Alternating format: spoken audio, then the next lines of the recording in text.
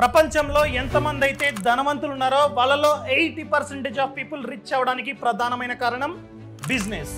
So చాలా తక్కువ మంది మాత్రమే, అనగా ఓన్లీ జాబ్ చేస్తూ చాలా తక్కువ మంది మాత్రమే రిచ్ అయ్యారండి. అందుకనే ప్రతి ఒక్కరికి ఏదో ఒక బిజినెస్ స్టార్ట్ చేయాలి, ఆ బిజినెస్ లో సక్సెస్ అవ్వాలి. నేను కూడా రిచ్ అవ్వాలనే కోరుకుంటుంది.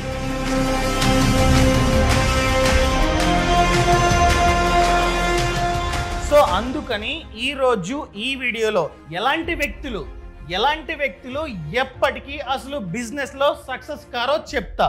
సో దానికి కారణం వీళ్ళు తీసుకుంటున్న నిర్ణయాలు లేదా వీళ్ళకున్న హ్యాబిట్స్.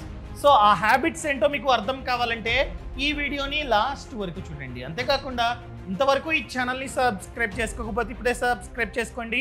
నేను మీ Kaushik Maridi. First one, the lazy dreamers. వీళ్ళు ఎప్పటికీ బిజినెస్ లో సక్సెస్ కాలేరు. ఏంటి ది లేజీ డ్రీమర్సా? వీళ్ళు బాగా లేజీ, కానీ వీళ్ళకంటూ పెద్ద డ్రీమ్ ఉంటుంది. నేను పెద్ద బిజినెస్ ని స్టార్ట్ చేయాలి అనే డ్రీమ్ ఉంటుందన్నమాట. అండ్ వీళ్ళకంటూ యూనిక్ బిజినెస్ ఐడియా కూడా ఉంటుంది.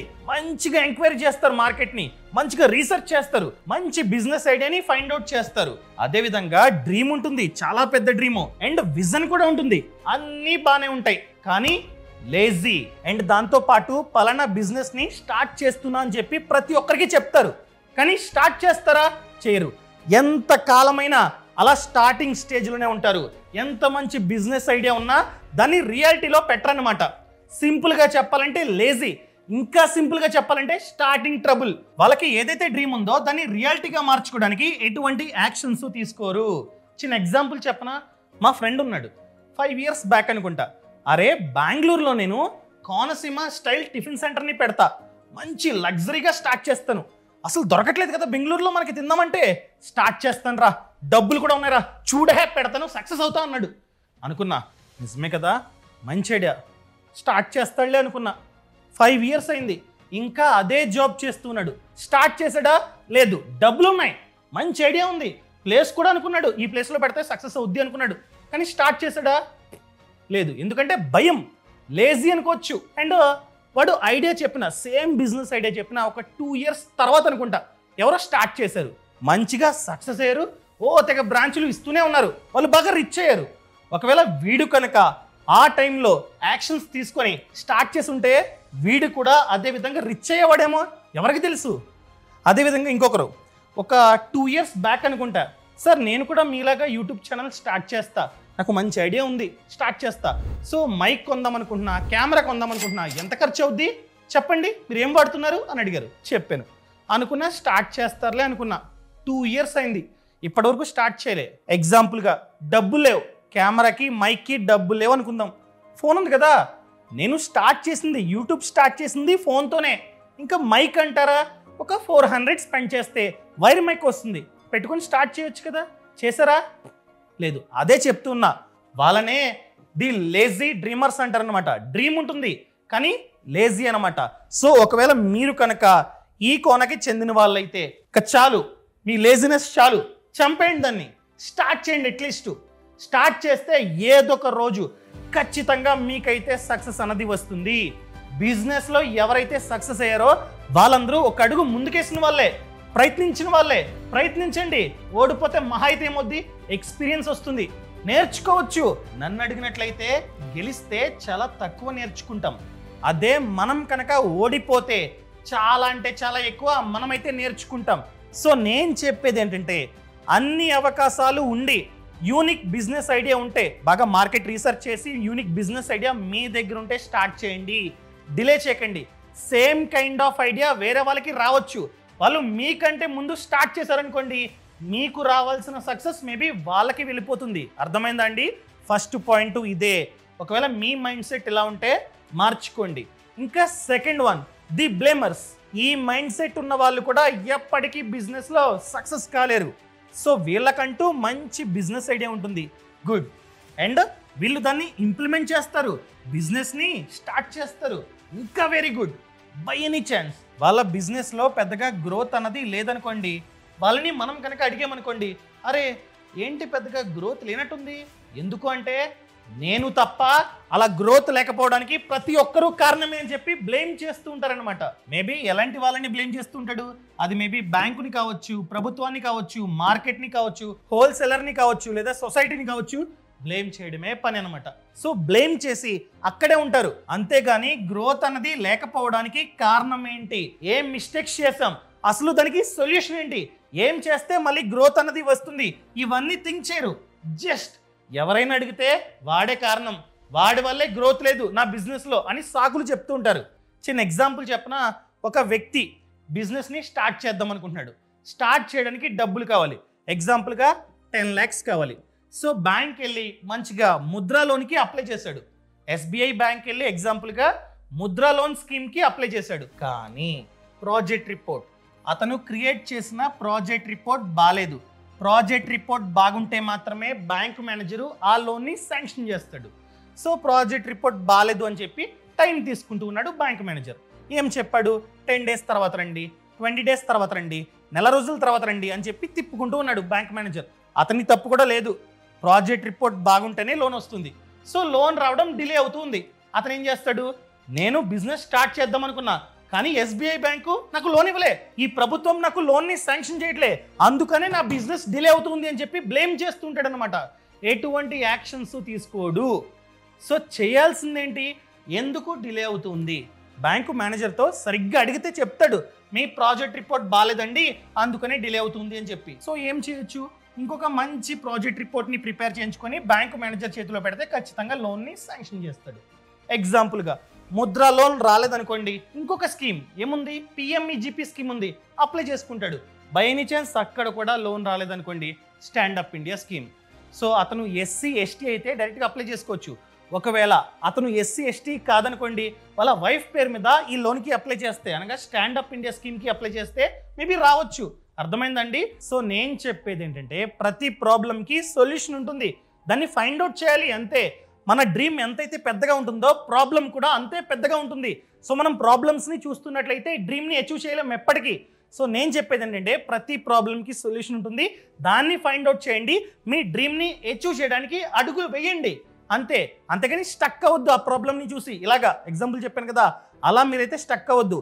ఇంకొక చిన్న ఎగ్జాంపుల్ చెప్తా వీళ్ళకి, అర్థమైందా అండి? రాజేష్ అనే వ్యక్తి రాజమండ్రిలో ఒక బట్టల కొట్టు స్టార్ట్ చేశాడు, ఓకేనా? సో స్టార్ట్ చేసే ముందు హోల్సేలర్ని కలిశాడు. హోల్సేలర్ ఏం చేశాడు, తక్కువ స్టాక్ కాకుండా ఒకేసారి బల్క్గా ఎక్కువ స్టాక్ ఇచ్చేశాడు. సో స్టాక్తో ఈ షాప్ని నింపేశాడు. సో ఓపెన్ చేశాడు కదా, వెంటనే కస్టమర్స్ రావడానికి టైం పడుతుంది. సో కొంచెం స్టాక్ అనేది బయటికి వెళ్తుంది, చాలా స్టాకు మిగిలిపోయింది. సో హోల్సేలర్ని బ్లేమ్ చేస్తుంటాడు, వాడి వల్లే మొత్తం కొంచెం ఇవ్వరా అంటే ఎక్కువ స్టాక్ ఇచ్చేసాడు. అదేవిధంగా కామర్స్ సైట్స్ ఉండడం వలన జనం ఆన్లైన్లో కొనుక్కుంటున్నారు బట్టలు. సో కామర్స్ సైట్స్ వల్లే నాకు సేల్ అవ్వట్లేదని చెప్పి తెగ కామర్స్ ప్లాట్ఫామ్స్ని కూడా బ్లేమ్ చేస్తుంటాడు. అక్కడ ప్రాబ్లం ఏంటి, జనం ఆన్లైన్లో కొనుక్కుంటున్నారు. దానికి సొల్యూషన్ ఏంటి, ఇతను కూడా ఆఫ్లైన్తో పాటు ఆన్లైన్లో కూడా అమ్ముకోవచ్చు కదా. ఎగ్జాంపుల్గా అతనే, ఆ బిజినెస్ ఓనరే ఒక వీడియోని షూట్ చేసి అదే వీడియోని ఫేస్బుక్లో, ఇన్స్టాగ్రామ్లో, యూట్యూబ్లో అప్లోడ్ చేసుకోవచ్చు. చూడండి మా షాప్లో ఎంత స్టాక్ ఉందో, ఎంత బాగున్నాయో షర్ట్లు, డిస్కౌంట్ మీకోసం చాలా తక్కువ ధరకి నేనైతే ఇస్తూ ఉన్నా, మీకు కనుక కావాలంటే ఈ నంబర్కి కాల్ చేయండి, వాట్సాప్లో అడ్రస్ పెట్టండి, డైరెక్ట్గా నేనే పంపిస్తా, ఆన్లైన్లో మీరైతే డబ్బులు కొట్టచ్చు అని చెప్పి ప్రమోట్ చేసుకోవచ్చు.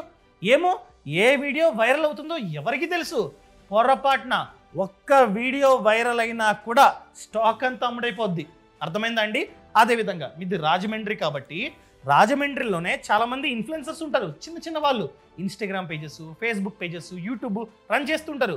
వాళ్ళకి కాల్ చేయండి, నంబర్లు ఖచ్చితంగా ప్రొవైడ్ చేస్తారు. కాల్ చేసి మా షాప్కి రండి, మీకు ఫ్రీగా షర్టు ప్యాంటు ఇస్తా, జస్ట్ ప్రమోట్ చేయి, ఇలా షర్ట్స్ బాగున్నాయి కావాలంటే ఈ నంబర్కి కాల్ చేయండి అని చెప్పి ప్రమోట్ చేయి చాలు. లేదా అడ్రస్ని స్క్రీన్ మీద పెట్టు, డైరెక్ట్గా చూసి అడ్రస్కి వచ్చి కొనుక్కుంటారు అని చెప్తే వాళ్ళు చేస్తారు. చాలామంది ఉన్నారండి, మీరు కనుక ఫ్రీగా బట్టలు ఇస్తే చేసే వాళ్ళు కూడా ఉన్నారు. అలా చేయించుకోండి. అలా చేయించుకుంటే ఆన్లైన్లోనే లేదా ప్రమోషన్ ద్వారా మీరు అమ్ముకోవచ్చు కదా బట్టలు, స్టాక్ అంతా వెళ్ళిపోద్ది. సొల్యూషన్, ఇలా సొల్యూషన్ని ఫైండ్ అవుట్ చేసుకోవాలి తప్ప బ్లేమ్ చేయకూడదు. అర్థమైందండి? బ్లేమ్ చేసే వాళ్ళు ఎప్పటికీ అక్కడే ఉంటారు. ఎవరైతే సొల్యూషన్ని ఫైండ్ అవుట్ చేస్తారో వాళ్ళే ముందుకెళ్తూ ఉంటారు. Accept the situation, change the situation. అర్థమైందా? ఇంకా నెక్స్ట్ వన్ చూసుకున్నట్లయితే ది మనీ డబులర్. సో వాళ్ళ మైండ్ సెట్ ఎలా ఉంటుందంటే, నేను కనుక బిజినెస్ని స్టార్ట్ చేస్తే వెంటనే డబ్బులు వచ్చేయాలి, వెంటనే డబుల్ ట్రిపుల్ ప్రాఫిట్లు రావాలి అనే మైండ్ సెట్తో ఉంటారనమాట. సో బిజినెస్ని స్టార్ట్ చేసిన తర్వాత కొన్ని మంత్స్ వరకు పెద్దగా డబ్బులు కనపడవు, ఖర్చులు ఎక్కువ ఉంటాయి కదా స్టార్టింగ్ స్టేజ్లో, మీకు పెద్దగా ప్రాఫిట్ అన్నది కనపడదు. ఈవెన్ బ్రేక్ ఈవెన్ అవడానికి టైం పడుతుంది, కొన్ని ఇయర్స్ టైం పడుతుంది. ఆ తర్వాత మంచిగా చేసుకుంటున్నట్లయితే లాభాలు కనిపిస్తూ ఉంటాయి. సో స్టార్ట్ చేస్తారు, బిజినెస్ డల్గా రన్ అవుద్ది, అనగా పెద్దగా లాభాలు కనపడవు, వాళ్ళ ఎక్స్పెక్టేషన్స్ చాలా ఎక్కువ ఉంటాయి బిజినెస్ స్టార్ట్ చేసే ముందు. కానీ రియాలిటీలో స్టార్ట్ చేసిన తర్వాత ఆ ఎక్స్పెక్టేషన్స్కి రీచ్ అవ్వకపోవడం వలన స్కిప్ చేస్తూ ఉంటారనమాట, అనగా గివ్ అప్ ఇచ్చేస్తూ ఉంటారు, ఆ బిజినెస్ని అమ్మేస్తారు లేదా ఉన్న బిజినెస్ని స్టాప్ చేస్తూ ఉంటారు. గుర్తుపెట్టుకోండి, బిజినెస్లో లాభాలు నష్టాలు చాలా కామన్. మంచిగా చేసుకుంటూ వెళ్తున్నట్లయితే ఎండ్ ఆఫ్ ది డే ఇలా ఉంటుంది గ్రాఫ్, పెరుగుతూ ఉంటాయి లాభాలు డే బై డే. పేషెన్స్ అన్నది చాలా ముఖ్యం. అర్థమైందా? ఫర్ ఎగ్జాంపుల్ అమెజాన్ అండి, ఎన్ని లాసెస్, ప్రతి ఇయర్ లాస్ వచ్చేది, కానీ ఇప్పుడు స్లోగా రికవర్ అయింది. ఏ బిజినెస్ అయినా అంతే, లాంగ్ టర్మ్లో సస్టైన్ అవ్వాలంటే ఒకేసారి స్టార్టింగ్లో లాభాలు రావు. వచ్చాయనుకోండి, స్టార్టింగ్లో బాగా లాభాలు వచ్చినట్లయితే మేబీ ఫ్యూచర్లో ఫెయిల్ అవ్వచ్చు ఆ బిజినెస్. అర్థమైందండి?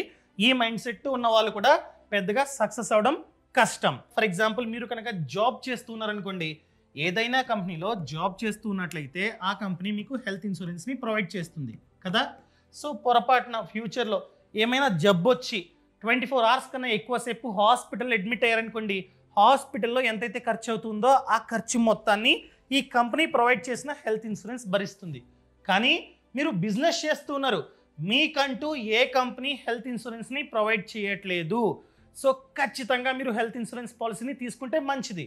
ఫర్ ఎగ్జాంపుల్ తీసుకోలే, మంచిగా వ్యాపారాన్ని రన్ చేస్తున్నారు, మంచిగా లాభాలు వస్తున్నాయి, మీరు మీ షాప్కి వెళ్తూ ఉంటే యాక్సిడెంట్ అయింది, సో కాళ్ళు చేతులు కొంచెం ఫ్రాక్చర్ అయ్యాయి, ఒక 8 lakhs బిల్ వేశారు హాస్పిటల్ వాళ్ళు.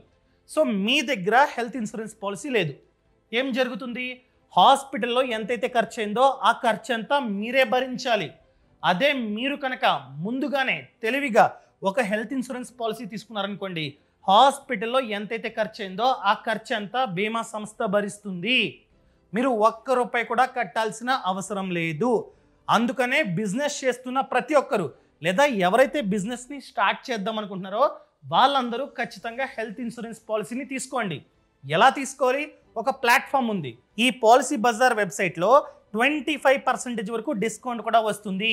ఈ పాలసీ బజార్ ప్లాట్ఫామ్లో ఏంటంటే 51 ఇన్సూరెన్స్ కంపెనీలు లిస్ట్ అయి ఉంటాయి. సో మనం కంపేర్ చేసుకొని ఫిల్టర్ చేసుకొని మంచి కంపెనీని మనమైతే చూస్ చేసుకోవచ్చు అనమాట. ఎక్కడికి వెళ్ళాల్సిన అవసరం లేకుండానే ఆన్లైన్లో డైరెక్ట్గా మనం పాలసీని తీసుకోవచ్చు. కోటి కవరేజ్ గల పాలసీ నెలకి ₹360 నుంచి స్టార్ట్ అవుతుంది అనమాట. డెడికేటెడ్ రిలేషన్షిప్ మేనేజర్ కూడా ఉంటాడు. ఫ్యూచర్లో క్లెయిమ్కి అప్లై చేస్తే వాళ్ళు మనకి హెల్ప్ చేస్తారనమాట. సో లింకు కింద డిస్క్రిప్షన్లోని పక్కన కామెంట్స్లోని ఇచ్చా, క్లిక్ చేసి డైరెక్ట్గా మీరైతే పాలసీని తీసుకోవచ్చు. అదేవిధంగా టర్మ్ ఇన్సూరెన్స్ అంటే ఒక టర్మ్కి మన మీద మనం తీసుకునే ఇన్సూరెన్స్నే టర్మ్ ఇన్సూరెన్స్ అంటాం. ఇప్పుడు మంచిగా బిజినెస్ చేస్తున్నాం, లాభాలు వస్తూ ఉన్నాయి, కుటుంబాన్ని మంచిగా చూసుకుంటూ ఉన్నాం, రేపు మనం పోతే మన కుటుంబం రోడ్డు మీద పడాల్సిన సిచ్యువేషన్ రావచ్చు. మంచిగా హోమ్ లోన్ తీసుకుని ఇంటిని కొనుక్కున్నాం, హోమ్ లోన్ ఈఎంఐస్ కడుతున్నాం, మనం పోతే ఎవరు కడతారు? కట్టకపోతే బ్యాంక్ వచ్చి ఇంటిని స్వాధీనం చేసుకుంటుంది, వాళ్ళు రోడ్డు మీద పడాలి కదా. అదే మనం కనుక 2 కోట్ల కవరేజ్ గల టర్మ్ ఇన్సూరెన్స్ ప్లాన్ని తీసుకున్నాం అనుకోండి, రేపు మనం పోతే మన కుటుంబానికి 2 కోట్ల కవరేజ్ని ఇస్తుంది ఆ బీమా సంస్థ. సో మనం లేకపోయినా కూడా ఆర్థికంగా వాళ్ళైతే ఇబ్బంది పడరు. సో తీసుకోండి. ఎలా తీసుకోవాలి? పాలసీ బజార్ లింక్ కింద డిస్క్రిప్షన్లోనే పక్కన కామెంట్స్లోనే ఇచ్చా, క్లిక్ చేసి మీ సమాచారం అంతా కరెక్ట్గా ఇచ్చారనుకోండి, 51 ఇన్సూరెన్స్ కంపెనీలు కనిపిస్తాయి. మీరు ఫిల్టర్ చేసుకొని కంపేర్ చేసుకొని మంచి పాలసీని తీసుకోవచ్చు. ఫర్ ఎగ్జాంపుల్ 2 కోట్ల కవరేజ్ గల పాలసీ నెలకి ₹600 నుంచి ₹700 మిడిల్లో ఉండొచ్చు, డిపెండ్స్ అపాన్ ఏజ్. మనం కావాలంటే కవరేజ్ని 20 కోట్ల వరకు పెంచుకోవచ్చు అనమాట. ఈ వెబ్సైట్లో 15% వరకు డిస్కౌంట్ కూడా ఉంది. ట్యాక్స్ బెనిఫిట్ మీకైతే వస్తుంది. అండ్ దానితో పాటు డెడికేటెడ్ రిలేషన్షిప్ మేనేజర్ కూడా ఉంటాడు అనమాట. ఫ్యూచర్లో క్లెయిమ్ టైంలో అతనైతే హెల్ప్ చేస్తాడు. అర్థమైందా అండి? ఇంకా నెక్స్ట్ వన్ చూసుకున్నట్లయితే ది లోన్ వోల్వ్స్, అనగా ఒంటరి తోడేళ్ళు. వాళ్ళు ఏం చేస్తారంటే బిజినెస్ని మంచిగా స్టార్ట్ చేస్తారు, కానీ అన్ని వాళ్ళే చూసుకుంటారు. అర్థమైందా అండి? ఎగ్జాంపుల్గా అతను ఒక చిన్న హోటల్ పెట్టాడు అనుకుందాం. ఇడ్లీలు అతనే వేస్తాడు, కౌంటర్ దగ్గర అతనే ఉంటాడు, అండ్ సర్వ్ కూడా అతనే చేస్తాడు, క్లీనింగ్ కూడా అతనే చేస్తాడు. అన్నీ అతనే చేసుకుంటున్నట్లయితే ఇంకా ఎప్పుడు అవుద్దండి ఎక్స్పాండ్ బిజినెస్? సో మనం ఏం చేయాలి? ఎవరికైతే బాగా స్కిల్ ఉందో, ఆ పనిలో ఎవరికైతే స్కిల్ ఉందో వాళ్ళని హైర్ చేసుకోవాలి. కొన్ని స్టార్టప్స్ని చూస్తూ ఉన్నా, అతనే ఫౌండరు, అతనే సీఈఓ, అతనే మార్కెటింగ్ చేసుకుంటూ ఉంటాడు, అతనే సేల్స్ టీమ్ని హ్యాండిల్ చేస్తూ ఉంటాడు. జనం ఉంటారు కానీ అన్నీ అతనే హ్యాండిల్ చేస్తూ ఉంటాడు అనమాట.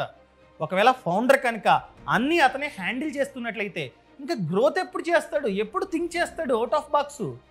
ఎందుకంటే మార్కెట్ అప్డేట్ అవుతుంది. ఎప్పుడైతే మార్కెట్తో సమానంగా అప్గ్రేడ్ అవుతామో అప్పుడే సక్సెస్ అవుతాం. సో ఎవరు చేసే పని వాళ్ళే చేయాలి. అర్థమైందండి? ఎగ్జాంపుల్గా నోకియా అప్పట్లో మంచి ఫోన్స్, మంచి క్వాలిటీ ఫోన్స్ అనేవి వచ్చేవి, కీప్యాడ్. సో ఎప్పుడైతే వేరే కంపెనీస్ ఆండ్రాయిడ్ అదేవిధంగా టచ్ ఫోన్స్ని ఇంట్రడ్యూస్ చేసాయో వీళ్ళు అప్గ్రేడ్ అవ్వడం మర్చిపోయారు. పెద్దగా అప్గ్రేడ్ అవ్వాల, అదే కీప్యాడ్ ఫోన్స్ని తయారు చేస్తున్నారు. ఫైనల్గా ఏమైంది? జనం ఆండ్రాయిడ్ ఫోన్స్ని కొన్నారు, టచ్ ఫోన్స్ని. ఇవి కొనడం మానేశారు. ఇప్పుడు కనుమరుగు నోకియా. అదేవిధంగా కొడాక్, వీళ్ళే 1975లో ఫస్ట్ డిజిటల్ కెమెరాని క్రియేట్ చేశారనమాట. డిజిటల్ కెమెరా వీళ్ళే క్రియేట్ చేశారు, కానీ ఫెయిల్ అయ్యారు మార్కెటింగ్ చేసుకోవడంలో. కొన్ని రోజులకి వేరే బ్రాండ్స్ వాళ్ళు కూడా తెచ్చారు డిజిటల్ కెమెరాలు, వాళ్ళు మార్కెటింగ్లో సక్సెస్ అయ్యారు. ఇప్పుడు చూసుకున్నట్లయితే ఈ బ్రాండే లేదు, కొడాక్. అర్థమైందండి? సో అందుకనే ఎవరు చేసే పని వాళ్ళే చేయాలి, అండ్ టీమ్ని హైర్ చేసుకోవడం చాలా అంటే చాలా ముఖ్యం. మీరే అన్నీ చేసుకుంటున్నట్లయితే లాంగ్ టర్మ్లో మీకు గ్రోత్ ఉండదు, పెద్దగా సక్సెస్ కాలేరు. అర్థమైందండి? ఇంకా లాస్ట్ వన్ చూసుకున్నట్లయితే ది క్విక్ క్విటర్స్. వీళ్ళు ఎంత త్వరగా బిజినెస్ని స్టార్ట్ చేశారో అంతే త్వరగా బిజినెస్ని క్లోజ్ చేస్తారనమాట. సో స్టార్ట్ చేసిన తర్వాత ఒక చిన్న లాస్, ఒక మంత్ చిన్న లాస్ వస్తే చాలు, అమ్మో అయ్యి బాబాయ్ లాస్ వచ్చింది ఇంకా నవల కాదు అని చెప్పి క్విట్ చేస్తారనమాట. సో అలా స్టార్టింగ్ స్టేజ్లో క్విట్ చేయొద్దు. For example Kunal Shah first startup fail. అసలు ఎందుకు ఫెయిల్ అయిందో అతని మిస్టేక్స్ నుంచి అతను నేర్చుకొని ఇంకొక స్టార్టప్ని స్టార్ట్ చేశాడు, అదే ఫ్రీ చార్జ్. ఆ కంపెనీని స్నాప్డీల్కి 2400 కోట్లకి అమ్మేశాడు. అలా ఒక్కసారి లాస్ వస్తే ఎందుకు లాస్ వచ్చింది అని అనలైజ్ చేసుకోవాలి తప్ప క్విట్ చేయకూడదు. అర్థమైందా అండి? సో వీళ్ళు ఏంటంటే ఎంత త్వరగా బిజినెస్ని స్టార్ట్ చేశారో అంతే త్వరగా బిజినెస్ని క్విట్ చేస్తారనమాట. అర్థమైందా? ఇవి నేను చెప్పాలనుకుంది. ఒకవేళ ఈ వీడియో మీకు నచ్చింది అని చెప్పి కామెంట్లో చెప్పడం అస్సలు మర్చిపోకండి. నచ్చలేదా అని చెప్పండి. అండ్ మీరు కనుక పాలసీ బజార్ నుంచి హెల్త్ ఇన్సూరెన్స్, టర్మ్ ఇన్సూరెన్స్ తీసుకుందాం అనుకున్నట్లయితే లింక్ కింద డిస్క్రిప్షన్లో పక్కన కామెంట్స్లో ఉంది, చెక్ చేయండి. Thank you so much. Thanks for watching. జై Hind. Boss Wala. Be the boss.